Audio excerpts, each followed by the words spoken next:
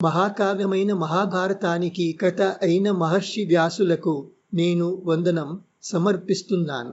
భగవద్గీత అనే దాన ప్రదీపాన్ని వెలిగించిన వారికి నా నమస్కారము. నమోస్తుతే వ్యాస విశాల బుద్ధే పుల్లారవిందాయ తపత్ర నేత్ర ఏన త్వయా భారత తైలపూర్ణః ప్రజ్వాలితో జ్ఞానమయ ప్రదీపః.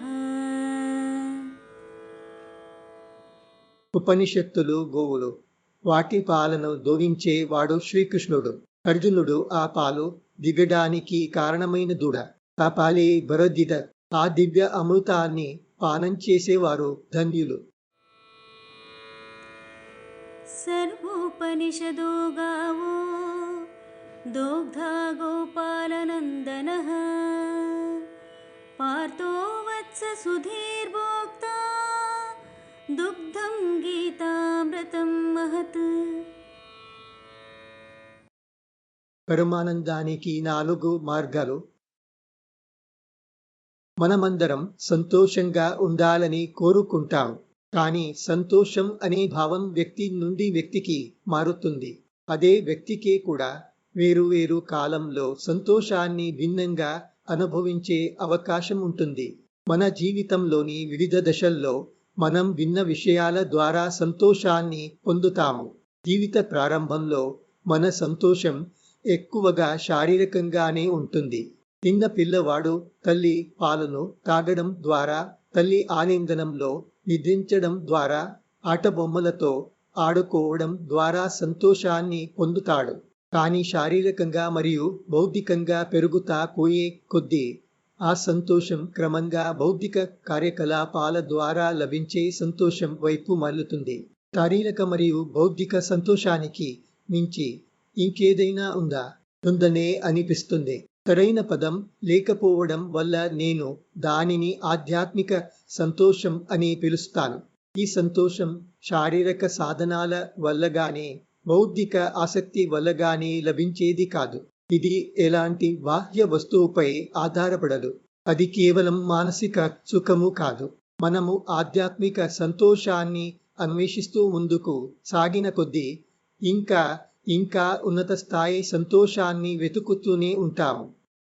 అంతిమ సంతోషం అనే దాంట్లో ఏదైనా ఉందా? ఒకవేళ ఉంటే ఆ సంతోషం అందరికీ ఒకటేలా, లేక వ్యక్తి నుండి వ్యక్తికి మారుతుందా? అది ఒకటే అయితే అందరూ దానిని పొందగలరా? ఆ అంతిమ సంతోషాన్ని అనుభవించే మార్గం ఏది? దానికి అవసరమైన ముందస్తు షరతులు ఏమిటి? ఆ సంతోషాన్ని పొందడానికి మనం ఎలా అర్హులమవుతాము? ఇవన్నీ ఈ పుస్తకంలో మనం చర్చించబోయే కొన్ని ప్రశ్నలు. ఈ చర్చలకు నేను ఆధారంగా తీసుకుంటున్నది భారతీయ ప్రాచీన గ్రంథాలలో అత్యంత ప్రసిద్ధమైన భగవద్గీత. ఈ తత్వ గ్రంథంపై ప్రపంచంలోని దాదాపు అన్ని భాషల్లో వందలాది పుస్తకాలు రచించబడ్డాయి. ధార్మిక గ్రంథంగా మాత్రమే కాకుండా భగవద్గీతను మనోవిజ్ఞాన శాస్త్ర గ్రంథంగా కూడా అనేక మంది చూస్తారు. ధార్మిక నేపథ్యాన్ని తొలగించినా కూడా ఈ అద్భుత గ్రంథంలో నేటికి మనకు ఉపయోగపడే అనేక విషయాలు కనిపిస్తాయి. వేరు పరిస్థితుల్లో మనుషులు ఎలా ప్రవర్తిస్తారు, వారు ఎందుకు ఒత్తిడికి లోనవుతారు, మరియు ఆ ఒత్తిడి నుంచి ఎలా బయటపడవచ్చు అనే విషయాలన్నింటినీ ఈ గ్రంథం స్పష్టంగా చూపిస్తుంది. అలాగే ముఖ్యంగా అంతిమ సంతోషం లేదా పరమానందాన్ని ఎలా పొందవచ్చో కూడా తెలియజేస్తుంది. భగవద్గీతలో యోగ అనే పదాన్ని విస్తృత అర్థంలో ఉపయోగించారు.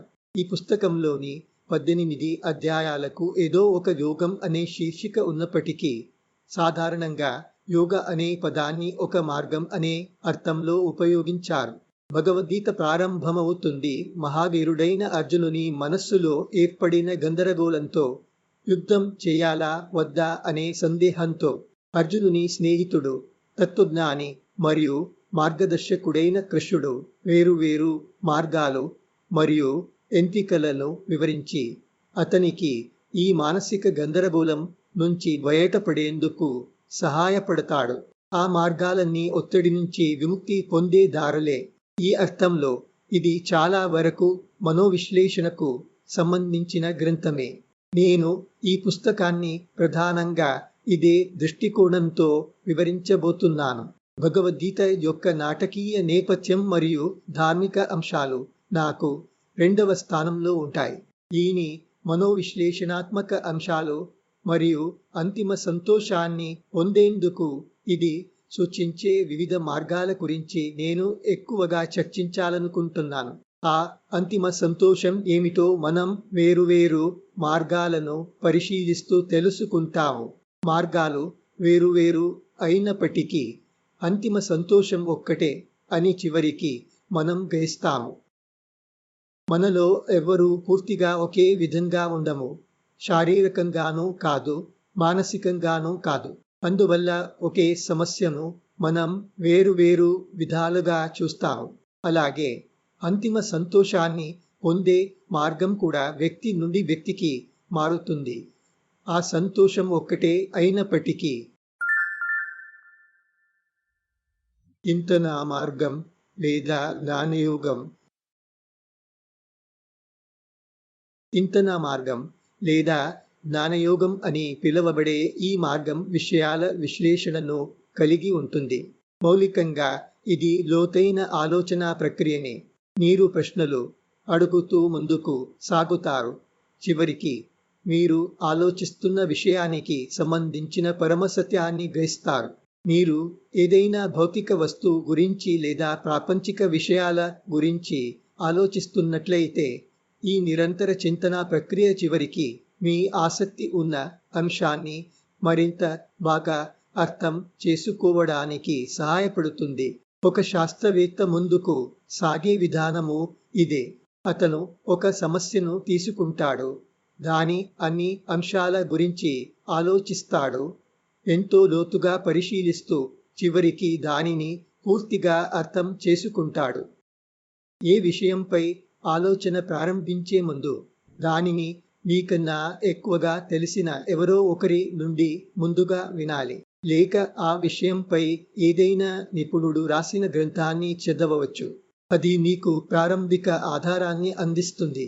సరిపడిన ప్రారంభ సమాచారాన్ని పొందిన తరువాత మీరు విన్నది లేదా చదివిన విషయంపై ఆలోచిస్తూ ముందుకు సాగాలి. విన్నదాన్ని లేదా చదివిన దాన్ని లోపలికి గ్రహించే ప్రక్రియ ఇదే. ఈ చింతన ఆ విషయాన్ని మరింత లోతుగా అర్థం చేసుకోవడానికి సహాయపడుతుంది. మళ్ళీ చివరి దశ ఏమిటంటే ఆ విషయంపై ఇంకా లోతుగా ఆలోచించడం, అంటే అదే విషయంపై ధ్యానం చేయడం. ఇలాంటి ఏకాగ్ర చింతన ద్వారా ఆ విషయానికి సంబంధించిన కొత్త అవగాహనలు ఏర్పడతాయి. మీరు ముందుగా చదవని, ఆలోచించని కొత్త కోణాలను అది మీ ముందుకు తెరిచి చూపిస్తుంది. పారంపరిక పదాలలో దీనిని శ్రవణ, మనన మరియు నిధిధ్యాసన అని పిలుస్తారు. శ్రవణ అంటే విషయాన్ని తెలిసిన వ్యక్తి నుండి వినడం లేదా ఆ విషయానికి సంబంధించిన గ్రంథాన్ని చదవడం. మనన అంటే మీరు విన్నది లేదా చదివిన విషయాన్ని మళ్ళీ మళ్ళీ ఆలోచించి దానిని మరింత బాగా అర్థం చేసుకోవడం. చివరి దశ అయిన నిధిధ్యాసన అంటే ఆ విషయంపై ఏకాగ్ర మనస్సుతో ధ్యానం చేయడం. ఈ ప్రక్రియలో మీరు చదివిన మరియు ఆలోచించిన విషయాలలో పూర్తిగా కొత్త అంశాలను కూడా కనుగొనవచ్చు. ఏదైనా గంభీరమైన భావనను లేదా తత్వాన్ని లోపలికి గ్రహించడానికి ఈ 3 దశలు అవసరం. ఇదే బుద్ధి ద్వారా విషయాలను తెలుసుకునే సాధారణ విధానం. ఈ విధానాన్ని అత్యంత తత్వశాస్త్రీయ లేదా లోకాతీత విషయాలకు కూడా వర్తింపజేయవచ్చు. శ్రవణ, మనన మరియు నిధిధ్యాసన అనే దశలను క్రమబద్ధంగా అనుసరించడం ద్వారా మీరు పరమ సత్యాన్ని అన్వేషిస్తారు. వినడం, ఆలోచించడం మరియు చివరికి ధ్యానం చేయడం. దీనినే సంప్రదాయంగా చింతనా మార్గం లేదా జ్ఞానయోగం అని పిలుస్తారు. ప్రతి మార్గానికి ఒక లక్ష్యం, ఒక అంతిమ ఫలం ఉంటుంది. మీ ప్రశ్నలు అస్తిత్వపు పరమసత్యాల గురించి అయితే ఇలాంటి మార్గం మిమ్మల్ని ఆ పరమసత్యం వైపు తీసుకువెళ్తుంది. భగవద్గీత మరియు అన్ని ఉపనిషత్తుల ఉపదేశాల ప్రకారం ఈ పరమ సత్యాన్ని తెలుసుకున్నప్పుడు మీకు శాశ్వత సంతోషం లేదా ఆనందం అని పిలువబడే పరమసుఖం లభిస్తుంది. ఈ ప్రక్రియ యొక్క మొదటి దశ ఒక జ్ఞాని వద్దకు వెళ్ళడం. ఆ వ్యక్తిని మీ గురువుగా స్వీకరించాలి. ఆయనకు విధేయుడిగా ఉండాలి. ఆయనకు సేవ చేసి ఆయన విశ్వాసాన్ని సంపాదించాలి. తరువాత మీకు అర్థం కాని విషయాల గురించి ఆయనను ప్రశ్నించాలి. మీరు ఈ విధంగా చేసినప్పుడు ఆ గురువు మీరు అన్వేషిస్తున్న జ్ఞానాన్ని మీకు ఉపదేశిస్తాడు. తద్విద్ధి ప్రణిపాతేన పరిప్రశ్నేన సేవయా ఉపదేక్షంతి తే జ్ఞానం జ్ఞానినః తత్వదర్శినః. గురు ఏమి చెబుతారో దానిని జాగ్రత్తగా వినాలి. దానిపై మననం చేయాలి. అలాగే అదే విషయంపై లోతుగా ధ్యానం చేయాలి. మీరు విషయంపై సంపూర్ణ ప్రావీణ్యం కలిగిన సరైన గురువును ఆశ్రయించి ఉంటే కాలక్రమేణా వారి ద్వారా మీకు యథార్థమైన జ్ఞానం లభిస్తుంది. ప్రాచీన కాలంలో బోధన పూర్తిగా గురువు మరియు శిష్యుల మధ్య నేరుగా జరిగే రోజుల్లో ఇది సంప్రదాయ పద్ధతిగా ఉండేది. కానీ నేటి కాలంలో పరమజ్ఞానంలో స్థిరపడిన గురువులను కనుగొనడం సులభం కాదు. ఇలాంటి పరిస్థితిలో భగవద్గీత లేదా ఉపనిషత్తుల వంటి గ్రంథాలను చదవడం అవసరం. ఇవి ప్రధానంగా పరమతత్వ విచారాలపై కేంద్రీకృతమై ఉంటాయి. కానీ కేవలం చదవడం మాత్రమే సరిపోదు. మీరు చదివిన విషయంపై మననం చేయాలి. చివరికి ఆ ఆలోచనలోనే పూర్తిగా లీనమైపోవాలి. అది ఆ విషయంపై జరిగే ధ్యానంలా మారాలి. ఇలాంటి ప్రక్రియకు తుది ఫలమే పరమ అనుభూతి లేదా పరమ సాక్షాత్కారం. ఇలాంటి పరమ జ్ఞానాన్ని పొందడం వల్ల ఏమి లాభం? భగవద్గీత చెప్పినట్టుగా ఈ పరమ జ్ఞానానికి సమానమైనది ఇంకేమీ లేదు. ఇది అత్యంత పవిత్రమైనది. ఇంకా ఆసక్తికరమైన విషయం ఏమిటంటే యోగ మార్గాన్ని అనుసరించే వ్యక్తి చేరుకునే ఏ పరమస్థితి అయినా ఇదే అని భగవద్గీత చెబుతుంది. అంటే నిరంతర ధ్యానంలో నిమగ్నమైన యోగి కూడా ఇదే పరమ సత్యాన్ని పొందుతాడు. నహి జ్ఞానేన సదృశం పవిత్రమిహ విద్యతే తత్స్వయం యోగ సంసిద్ధః కాలేనాత్మని విందతి.